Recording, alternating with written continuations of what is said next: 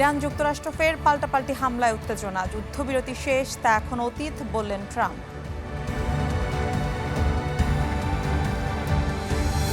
পবিত্র নগরী কারবালায় নেওয়া হবে খামেনির মরদেহ, নাজাফের শোক যাত্রায় বিপুল উপস্থিতি।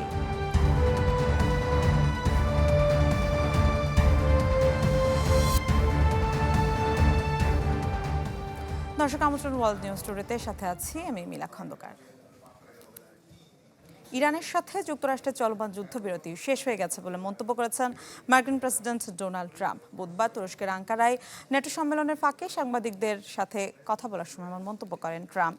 যুক্তরাষ্ট্র ও ইরানের মধ্যে যুদ্ধবিরতি নিয়ে সাংবাদিকদের প্রশ্নের জবাবে ট্রাম্প বলেন তার মনে হয় এটা শেষ হয়ে গেছে। আরও বলেন তিনি ইরানের কোনো সম্পর্ক রাখতে চান না, কারণ তারা নিকৃষ্ট, তাদের সাথে কথা বলা মানে সময় নষ্ট করা বলেও মন্তব্য করেন ট্রাম্প। জানান উভয় পক্ষের আলোচকরা কথা বলতে পারেন, কিন্তু তা শুধু তাদের সময় অপচয়। হরমুজ প্রণালীতে 3টি বাণিজ্যিক জাহাজে হামলার জেরে ইরানে একাধিক সামরিক হামলা চালিয়েছে যুক্তরাষ্ট্র। সামাজিক যোগাযোগ মাধ্যম এক্সে দেয়া পোস্টে মার্কিন সেন্ট্রাল কমান্ড জানায়, আন্তর্জাতিক জলপথে বেসামরিক নাবিকদের বহনকারী জাহাজে হামলার কড়া জবাব দিতেই এই অভিযান। শান্তি প্রতিষ্ঠার অঙ্গীকারে সমঝোতা স্মারক সই করার 1 মাস না পেরোতেই ইরানে যুক্তরাষ্ট্রের ফের হামলা। হরমুজ প্রণালীতে 3টি বাণিজ্যিক জাহাজে হামলার জবাবে এমন পদক্ষেপ, বলছে মার্কিন সেন্ট্রাল কমান্ড। হামলা হয়েছে ইরানের সিরিক, কেশম, বন্দর আব্বাস, হরমুজগান ও মাহশাহরে। হরমুজ প্রণালীর কেশম দ্বীপে অন্তত 7টি হামলা চালানো হয়েছে, সিরিকেও 6টি হামলার খবর পাওয়া গেছে। আর বন্দর আব্বাসে কয়েকটি জোট ও টেলিযোগাযোগ টাওয়ার সহ অন্তত 10টি স্থানে হামলা হয়েছে দাবি ইরানের। যুদ্ধবিরতি কার্যকর হওয়ার পর ইরানের সামরিক স্থাপনাগুলোর উপর এটি যুক্তরাষ্ট্রের বড় হামলা। এদিকে ওয়াশিংটনের আগ্রাসনের জবাবে মধ্যপ্রাচ্য জুড়ে 85টি গুরুত্বপূর্ণ মার্কিন সামরিক স্থাপনায় হামলা চালিয়েছে ইরান। লক্ষ্যবস্তু করা হয়েছে বাহরাইনের সালমান বন্দরের মার্কিন 5ম নৌবহরের সদর দপ্তর ও কুয়েতের আলী আল সালেম বিমান ঘাঁটিকে। হরমুজ প্রণালীর ব্যবস্থাপনায় কোনো বিদেশি হস্তক্ষেপ বরদাস্ত করবে না তেহরান, সাফ জানিয়ে দিয়েছে দেশটির রেভলিউশনারি গার্ড কর্পস IRGC।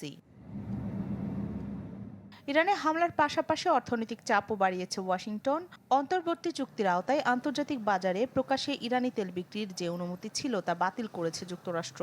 ওয়াশিংটনের এমন সিদ্ধান্তে বিশ্ববাজারে তেলের দাম বেড়েছে 5% বেশি। তেহরান ও ওয়াশিংটনের মধ্যে ভঙ্গুর চুক্তির অংশ হিসেবে গত মাসে 21 আগস্ট পর্যন্ত ইরানের তেল রপ্তানির অনুমোদন দিয়েছিল মার্কিন অর্থ বিভাগ। এখন সিদ্ধান্ত বদলে সেই সময়সীমা কমিয়ে 17 জুলাই পর্যন্ত নির্ধারণ করা হয়েছে। আয়াতুল্লাহ আলী খামেনির শেষ বিদায়ের পর হরমুজ প্রণালী পুরোপুরি খুলে দেওয়া এবং ইরানের পারমাণবিক কর্মসূচি নিয়ে সমঝোতার কথা ছিল, কিন্তু নতুন করে সামরিক হামলায় সেই আলোচনার ভবিষ্যৎ নিয়ে তৈরি হয়েছে বড় প্রশ্ন। এতে মধ্যপ্রাচ্যে শান্তির সম্ভাবনা নিয়েও বাড়ছে শঙ্কা। রাখি জেসমিন, চ্যানেল 24। ইরানের প্রয়াত সর্বোচ্চ ধর্মীয় নেতা আয়াতুল্লাহ আলী খামেনিকে শেষ শ্রদ্ধা জানাতে মরদেহবাহী কফিন এখন ইরাকের নাজাফে। কফিনবাহী শোকযাত্রার অংশ নিয়েছেন লাখো অনুসারী। নাজাফে আনুষ্ঠানিক শ্রদ্ধা নিবেদনের পর মরদেহ নেওয়া হবে কারবালায়, আর বৃহস্পতিবার দাফন করা হবে ইরানের মাশরাতে। শিয়া মুসলমানদের কাছে নাজাফ অত্যন্ত পবিত্র স্থান। এখানেই মহানবীর চাচাতো ভাই এবং জামাতা হজরত আলী রাদিয়াল্লাহ তালহা আনহুর সমাধি।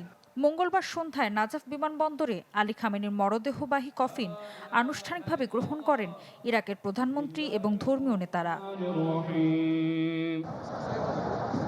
শুরু হয় শোকযাত্রা।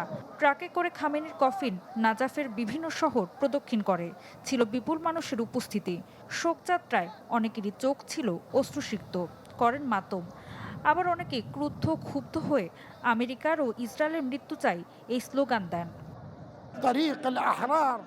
জাতি ও ইসলামী বিশ্বকে ঐক্যবদ্ধ করেছিলেন সৈয়দ আল খাবিরি। তাই আজ ইরাক, তেহরান, কোম, ভারত, পাকিস্তান সহ বিভিন্ন দেশ থেকে লাখো মানুষ এখানে এসেছেন।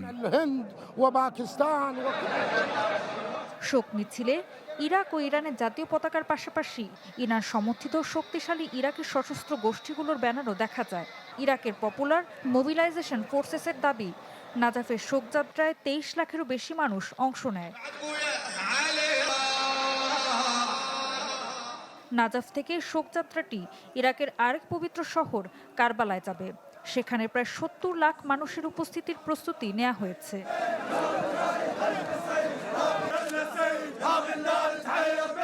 ৬ দিন ধরে ইরানের তেহরান ও কোমে রাষ্ট্রীয়ভাবে শেষ শ্রদ্ধা ও শোকযাত্রা অনুষ্ঠিত হওয়ার পর এখন এই বিদায় যাত্রা চলছে ইরাকের পবিত্র শহরগুলোতে। বৃহস্পতিবার ইরানের মাশহাদে ইমাম রেজার মাজার প্রাঙ্গণে শেষ জানাজার পর দাফন করা হবে যুক্তরাষ্ট্র ইসরায়েলের হামলা নিহত আয়াতুল্লাহ আলী খামেনিকে। ঋতু সাহা, চ্যানেল 24। নিম্নচাপের কারণে টানা বৃষ্টিতে ভারতের বিভিন্ন রাজ্যে ভয়াবহ বন্যা ও ভূমিধস পরিস্থিতি তৈরি হয়েছে। বিপর্যয়ের মুখে কেরালা, মহারাষ্ট্র এবং পশ্চিমবঙ্গের বিস্তীর্ণ এলাকা। কেরালায় ভূমিধসে প্রাণ গেছে ৫ জনের, মহারাষ্ট্রে প্রাণহানি বেড়ে দাঁড়িয়েছে ১৫ জনে। চোখের পলকে মূল রাস্তা থেকে ছিটকে পড়ে ১০০ ফুট নিচে গিরিখাদে বিশাল তেলবাহী ট্যাঙ্কার। টানা বৃষ্টির জেরে ভারতের কেরালা রাজ্যের ওয়ানারে ঘটে গেল এমনই শিউরে ওঠার মতো ভয়াবহ ভূমিধস। প্রকৃতির এই রুদ্ররূপ দেখে হতভম্ব প্রত্যক্ষদর্শীরা। স্থানীয় কর্তৃপক্ষ জানিয়েছে, আনাক্কামপোইল কল্লাডি টানেল সড়ক নির্মাণ প্রকল্পের কাছে ঘটে যাওয়া এই বিপর্যয়ে অন্তত ৫ জন প্রাণ হারিয়েছেন। ২৪ ঘন্টায় এলাকাটিতে ২৬৫ মিলিমিটার বৃষ্টিপাত রেকর্ড করা হয়েছে। সক্রিয় মৌসুমী বায়ু আর বঙ্গোপসাগরে ঘনীভূত নিম্নচাপের প্রভাবে সপ্তাহ ধরেই দুর্যোগের কবলে ভারতের বিভিন্ন রাজ্য। মহারাষ্ট্রে ভূমিধস ও বজ্রপাতে নতুন করে আরও ২ জনের মৃত্যু হয়েছে। এ নিয়ে রাজ্যে মোট নিহতের সংখ্যা দাঁড়িয়েছে ১৫ জনে। প্রবল বৃষ্টিতে মুম্বাই, পুনেতে সাময়িকভাবে যান চলাচল থমকে গেছে। বহু ইন্টারসিটি ট্রেন বাতিল ও রুট পরিবর্তন করা হয়েছে। ভোগান্তিতে হাজারো বাসিন্দা। প্রায় ৩ দশক ধরে এখানে এভাবে পানিতে ভেসে যায়। প্রশাসনের লোকজন আসে যায়, কোনো কার্যকরী পদক্ষেপ নেয় না। দেশের উত্তর পূর্বাঞ্চলের অরুণাচল প্রদেশেও বন্যা পরিস্থিতি তৈরি হয়েছে। আবহাওয়া পরিস্থিতির উন্নতি হয়নি জম্মু কাশ্মীরেও। বানের তোরে সব ভেসে যাচ্ছে। বৃষ্টি থামার কোনো লক্ষণই দেখছি না। বড় ধরনের বন্যার কবলে পড়তে পারি আমরা। ভারী বৃষ্টিতে নাকাল কলকাতা সহ পশ্চিমবঙ্গ। উত্তর ও দক্ষিণ ২৪ পরগনা, নদিয়া, মুর্শিদাবাদ এবং বীরভূম জেলায় হলুদ সতর্কতা জারি রয়েছে। তবে সবচেয়ে উদ্বেগজনক পরিস্থিতি উত্তরবঙ্গে। দার্জিলিং, জলপাইগুড়ি ও আলিপুরদুয়ারে লাল সতর্কতা জারি করেছে প্রশাসন। ভারতের আবহাওয়া দপ্তরের পূর্বাভাস, আগামী কয়েকদিন দেশ জুড়ে এই দুর্যোগপূর্ণ আবহাওয়া অব্যাহত থাকতে পারে। মিলা খন্দকার, চ্যানেল 24। চীনের দক্ষিণাঞ্চলে টাইফুন মেইসাক আঘাত হানার পর ভয়াবহ বন্যা ও বিরল টর্নেডোয় অন্তত ২১ জন নিহত হয়েছেন। এর মধ্যে ওয়াশিং প্রদেশে বন্যায় ৪ জন এবং হুবই প্রদেশে টর্নেডো ঝড়ে ১৭ জনের প্রাণহানি হয়েছে। ভারী বৃষ্টিপাতের কারণে নদীর পানি বিপদসীমার উপর দিয়ে প্রবাহিত হয়, বাঁধ ক্ষতিগ্রস্ত হয়েছে এবং হাজার হাজার বাড়িঘর প্লাবিত হয়েছে। প্রায় ৬০,০০০ মানুষকে নিরাপদ স্থানে সরিয়ে নেওয়া হলেও বহু মানুষ এখনও ছাদ ও উঁচু জায়গায় আশ্রয় নিয়ে উদ্ধারকর্মীদের অপেক্ষায় রয়েছেন। এদিকে হুবই প্রদেশে বিরল টর্নেডোয় ব্যাপক ক্ষয়ক্ষতি হয়েছে, আহত হয়েছেন শতাধিক মানুষ। অন্যদিকে পরিস্থিতি মোকাবেলায় সর্বোচ্চ গুরুত্ব দিয়ে উদ্ধার ও ত্রাণ কার্যক্রম চালানোর নির্দেশ দিয়েছেন চীনের প্রেসিডেন্ট শি জিনপিং। আবহাওয়াবিদরা বলছেন, চলতি সপ্তাহেই আরেকটি শক্তিশালী সুপার টাইফুন চীনের পূর্ব উপকূলে আঘাত হানতে পারে। ২ বছর বন্ধ থাকার পর ফের চালু হচ্ছে মালয়েশিয়ায় শ্রমবাজার। সম্প্রতি দেশটিতে প্রধানমন্ত্রী তারেক রহমানের সফরের পর খুলছে দেশটির শ্রমবাজার। অভিবাসন বিশ্লেষকরা বলছেন, কর্মীদের ডাটাবেজ, স্বচ্ছ লেনদেন প্রক্রিয়া ও নিয়ন্ত্রিত অভিবাসন ব্যয়ে অগ্রণী ভূমিকা নিতে হবে সরকারকে। অন্যদিকে সিন্ডিকেট মুক্ত উন্মুক্ত শ্রমবাজারের প্রত্যাশা রিক্রুটিং এজেন্সি ব্যবসায়ীদের। সম্রাট হোসেনের রিপোর্ট।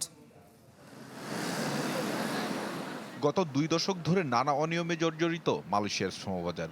সিন্ডিকেট, অতিরিক্ত অভিবাসন ব্যয় ও চুক্তি অনুযায়ী কাজ না পাওয়া যেন সাধারণ ঘটনা এই শ্রমবাজারে। ফলে নানা অনিয়মের অভিযোগে ২০২৩ সালে বাংলাদেশ থেকে কর্মী নেওয়া বন্ধ করে মালয়েশিয়া। সর্বশেষ কলিং ভিসায় দেশটিতে যায় ৫.৫ লাখ বাংলাদেশি। ২ বছর বন্ধ এই শ্রমবাজার নিয়ে ফের আলোচনা শুরু হয় প্রধানমন্ত্রীর সফরে। দুদেশই সম্মত হয় স্বচ্ছতা ও অভিবাসন ব্যয় নিয়ন্ত্রণে।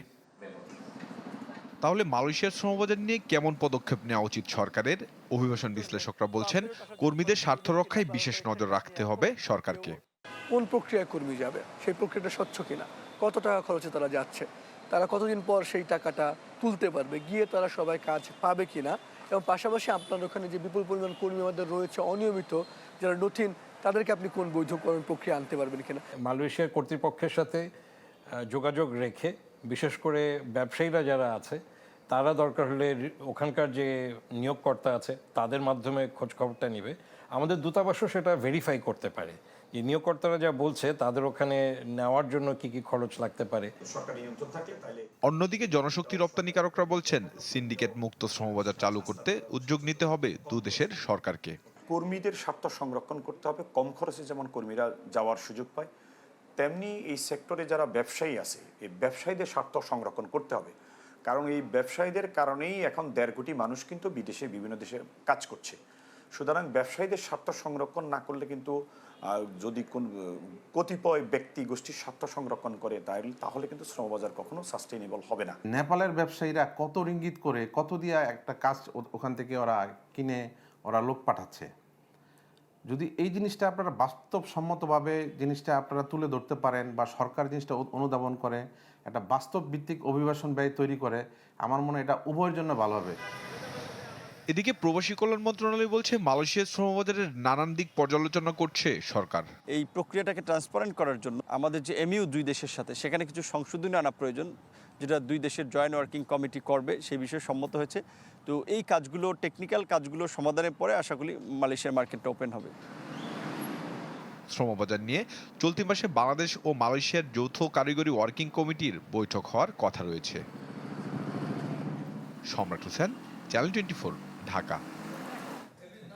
যুক্তরাষ্ট্রের নিউ ইয়র্কে জাতিসংঘ সদর দপ্তরে পাকিস্তান, ভিয়েতনাম ও জাতিসংঘের শীর্ষস্থানীয় কর্মকর্তার সাথে বৈঠক করেছেন স্বরাষ্ট্রমন্ত্রী সালাউদ্দিন আহমেদ। স্থানীয় সময় মঙ্গলবার পাকিস্তানের স্বরাষ্ট্র ও মাদক নিয়ন্ত্রণ বিষয়ক ফেডারেল মন্ত্রী সৈয়দ মহসিন নাকভির সাথে বৈঠকে স্বরাষ্ট্রমন্ত্রী মাদক দ্রব্য নিয়ন্ত্রণ এবং সামগ্রিক আইন শৃঙ্খলা সহযোগিতা আরও জোরদারের উপর গুরুত্ব আরোপ করেন। এছাড়া ভিয়েতনামের জননিরাপত্তা মন্ত্রণালয়ের উপমন্ত্রী senior lieutenant general Nguyen Van Long এবং জাতিসংঘের শান্তি নির্মাণ বিষয়ক আন্ডার সেক্রেটারি জেনারেল রোজমেরি এডি কালোর সাথে আলাদা বৈঠক করেন তিনি। এ সময় আন্তঃরাষ্ট্রীয় অপরাধ দমন এবং অন্যান্য আইন শৃঙ্খলা সহযোগিতার ক্ষেত্রে 2 দেশের মধ্যে সম্পৃক্ততা অব্যাহত রাখার বিষয়ে গুরুত্ব আরোপ করেন স্বরাষ্ট্রমন্ত্রী সালাউদ্দিন আহমেদ।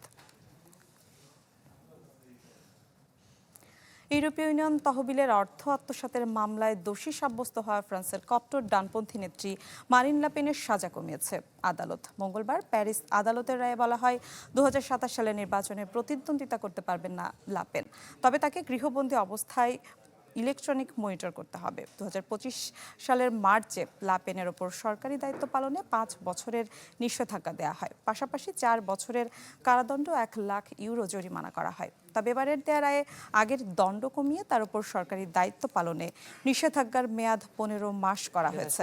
এছাড়া কারাদণ্ডের মেয়াদও কমানো হয়েছে 3 বছর। সাজা কমায় সামনের বছর প্রেসিডেন্ট নির্বাচনে অংশগ্রহণের সুযোগ পাচ্ছেন না লাপেন। আবাসন খাতে মন্দাভাব কাটিয়ে বাড়ির দাম ফের বাড়তে শুরু করেছে যুক্তরাজ্যে। ইরান যুদ্ধ শুরুর পর দেশটিতে প্রথমবার বাড়ির দাম বাড়ল। তবে দাম বাড়লেও তা বছরের শুরুর দিকের তুলনায় এখনও কিছুটা কম। লয়ার্স হাউস প্রাইস ইন্ডেক্সের তথ্য বলছে, জুনে যুক্তরাজ্যে একটি সাধারণ বাড়ির গড় দাম ছিল 2,99,330 পাউন্ড। মে মাসের তুলনায় জুনে এ দাম 0.2% কমে গিয়েছিল। বার্ষিক বৃদ্ধির হার হিসাবে মে মাসে যেখানে প্রবৃদ্ধি ছিল 0.5%, জুনে তা বেড়ে 0.6% হয়েছে। গত ফেব্রুয়ারির পর জুনেই প্রথম বাড়ির দাম বাড়ল। ফেব্রুয়ারিতে গড় দাম ছিল 3,01,051 পাউন্ড, জানুয়ারিতে যা ছিল 3,283 পাউন্ড।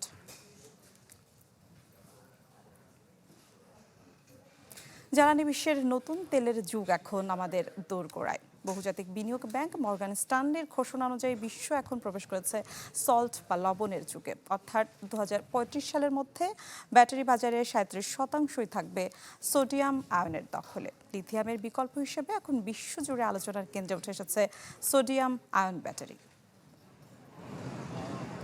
বিশ্বের শক্তি খাত যখন কৃত্রিম বুদ্ধিমত্তার ভবিষ্যতের দিকে ঝুঁকছে, তখন সোডিয়াম আয়ন ব্যাটারি আবির্ভূত হয়েছে এক বৈপ্লবিক সমাধান হিসেবে। মর্গান স্ট্যানলির হিসেব বলছে, নতুন তেলের যুগে প্রবেশ করেছে বিশ্ব। বর্তমানে এই বাজার মাত্র 2% হলেও 2030 সালের মধ্যে সক্ষমতা 830 গিগাওয়াট আওয়ারে পৌঁছাবে। 2035 সাল নাগাদ যা 2.5 টেরাওয়াট আওয়ারের বিশাল বাজার তৈরি করবে। সাধারণ ভোজ্য লবণ থেকে তৈরি এই ব্যাটারি বর্তমানে লিথিয়াম আয়ন ব্যাটারির চেয়ে 40% সাশ্রয়ী, প্রচণ্ড ঠান্ডাতেও সমান কার্যকর। গবেষণায় দেখা গেছে পৃথিবীতে লিথিয়ামের তুলনায় সোডিয়ামের প্রাপ্যতা 300 গুণ বেশি। ফলে লিথিয়াম কিংবা কোবাল্টের মতো দুর্লভ ও ব্যয়বহুল খনিজ পদার্থের উপর নির্ভরতা কাটিয়ে এক নতুন দিগন্তের সূচনা হয়েছে। এই প্রযুক্তিগত উৎকর্ষতাকে কাজে লাগাতে 2035 সালের মধ্যে $800 বিলিয়ন নতুন বিনিয়োগ আসবে। মর্গান স্ট্যানলির হিসেবে এটি কেবল একটি ক্ষুদ্র পরীক্ষা নয়, বরং জ্বালানি নিরাপত্তার নতুন সংজ্ঞা। বিশেষজ্ঞদের মতে সোডিয়াম বা লবণের সহজলভ্যতা দেশগুলোকে আমদানি নির্ভরতা কাটিয়ে অভ্যন্তরীণ উৎপাদনের সুযোগ দেবে। এরই মধ্যে মার্কিন অটোমোবাইল জায়ান্ট জেনারেল মোটরস এবং পিক এনার্জি পরবর্তী প্রজন্মের সোডিয়াম ব্যাটারি তৈরিতে জোট বেঁধেছে। এমনকি প্রতিরক্ষা ও পরিবহন খাতেও বাড়বে দাপট। তবে এখনই লিথিয়াম বা তেলের বাজার হারিয়ে যাচ্ছে না। জ্বালানি নিরাপত্তায় লবণের এই বিপ্লব আগামীর পৃথিবীকে বদলে দেওয়ার এক শক্তিশালী হাতিয়ার। সব মিলিয়ে এআই চালিত বিশ্বে জ্বালানি নিরাপত্তার প্রধান হাতিয়ার হতে যাচ্ছে এই সোডিয়াম প্রযুক্তি। ইফতেখার আলম, চ্যানেল 24।